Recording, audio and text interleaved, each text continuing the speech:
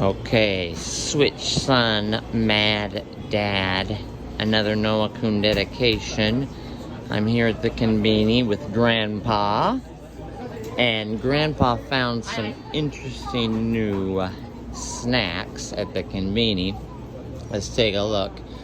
The sugar-free biscuits and sugar-free chocolate. That's a common thing, back home as Americans, but it's pretty rare actually to find here in Japan, the sugar-free stuff. And what did you get, Grandpa? Grandpa got dried mandarin oranges, which is an interesting snack. And he's going to take a look over here.